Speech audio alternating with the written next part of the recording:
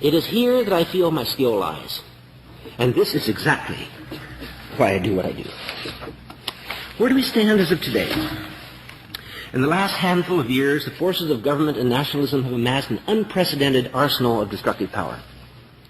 The power is in the current arsenals of the world, if restructured into Hiroshima-strength weapons, to detonate one bomb every minute, on the minute, for the next 2 years.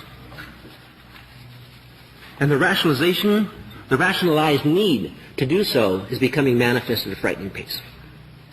But in the last handful of years, a number of tools of communication have increased at a like rate. There are currently nearly 200 psychedelic drugs known and described, some touching at one, some at another of the fibers that unify our minds. By learning each of their structures of sensory communication in turn, we might find a form of communication that would disarm our destructive compulsion. And indeed, what form of tools are now available to us? Some of the tools that are available, or rather that have been available, are the widely publicized drugs of psychopharmacology, such as mescaline, psilocybin, DOM, LSD. These drugs played a role in defining the transition between drugs as entertainment, escape, turn on, and drugs as instructive vehicles for learning, enlightenment, and insight, but at quite a price. They had a high profile at the time that the scheduled drug laws were written, and thus were made illegal and are not available. However, in their place there are now many, many other materials, some more limited in their instructive capacity, and some perhaps even richer. And for every one today, there will be 10 tomorrow. Let me describe a small sampling of the recently born materials a bit more in detail. These are examples with some quotations in some instances of experiments in which there have been actually definitions of some aspect of sensory teasing apart of the complex sensorium attack and effects that these materials can have. DIPT is an abbreviation of N,N-diisopropyltryptamine, a drug unique among the psychedelics in that it expresses a distortion in, or to an extent, a synthesis with the process of auditory integrity. It is perhaps one of the less available senses to be teased apart for special study.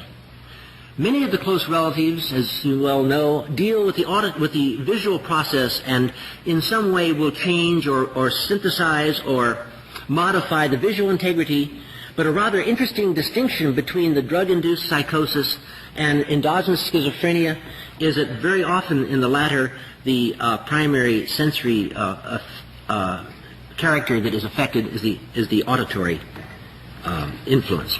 A quotation following 20 milligrams of DIPT. The telephone sounds partly underwater.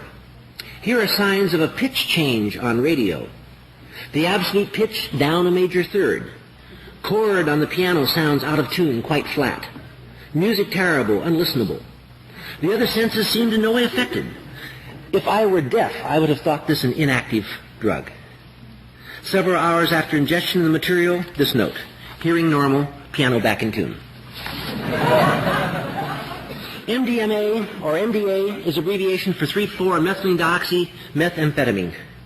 It's a tool of communication that has shown, in recent years, an extraordinary utility in opening communication between individuals. This has promoted its use in psychotherapy, but has given promise as well as a vehicle for intrapersonal communication. This particular drug has been used clinically in many applications, and these today in probably a number in the thousands. And it has commanded a remarkably good record of positive results. A quotation following 120 milligrams.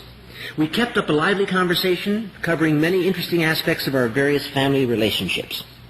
The conversation was unusually insightful and free of defensiveness. And following a 40 milligram supplement at the 2-hour point, Jean glowed with energy, became very beautiful. We talked freely and openly. Every bush and plant looks utterly alive. I am entranced by a large rock. As I look at its surface, I see the surface of a planet with mountains and valleys. Little crystals of mica are like jewels. Another material, 2CB, is the abbreviation for 2,5-dimethoxy-4-bromophenethylamine. A tool and a word of vocabulary which ties the mental process directly and constructively into the physical soma. The analgesic effects experienced with many, if not most, of the psychedelic drugs are not present with 2CB. On the contrary, there is an increased body awareness of every kind, including skin sensitivity, heightened responsiveness to smells, tastes, to sexual stimulation. One experiences increased consciousness of physical health and energy, or, on the other hand, sharpened awareness of any body imbalance or discomfort. 2CB allows rich visual imagery and intense eyes-closed fantasy without cluttering up of the mental field with too many elaborations. A quotation following 20 milligrams. Along with the awareness of the body and the ability to deeply enjoy the fact that one is a physical as well as a spiritual being, the experience of 2CB allows exploration as far as one needs to go.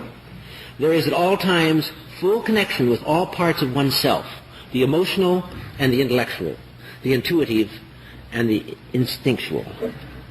It is a superb tool for learning and for growth. And 2CB allows one to recover baseline within 6 to 8 hours using a maximum dosage of 25 milligrams, usually lower in the area of 18 to 20. Another drug mentioned earlier, ketamine, is abbreviation for 2-orthochlorophenol 2-methylaminocyclohexanone, the antithesis of 2CB, in that it effectively separates the mind and the body. This allows the mind a separate and constructive state, apart from the physical groundings of the body.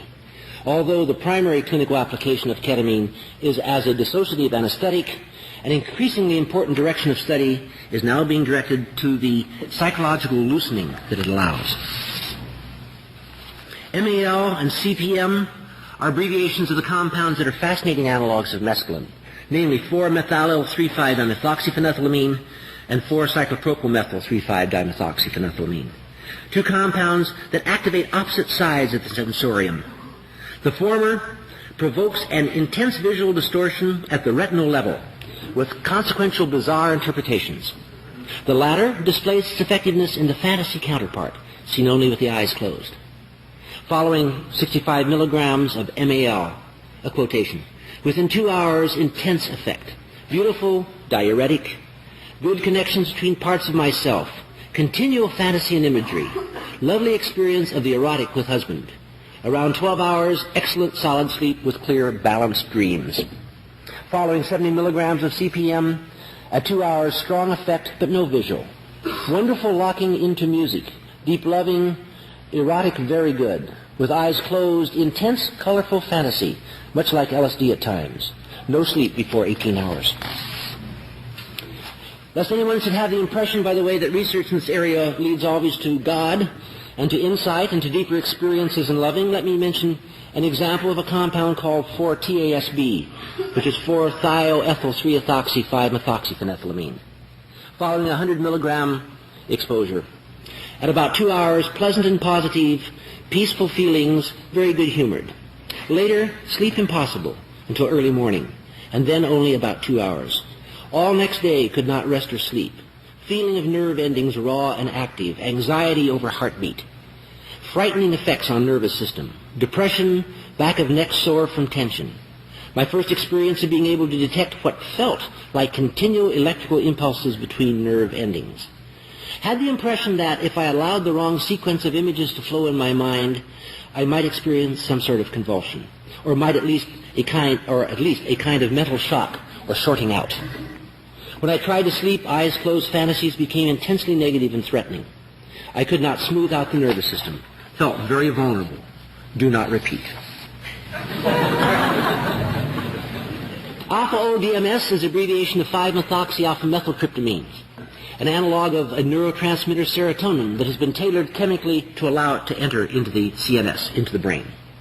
It is a very potent indole psychedelic that touches closely on those areas involved with primal energies. Several researchers experienced dreams of catastrophic events after exploring this material.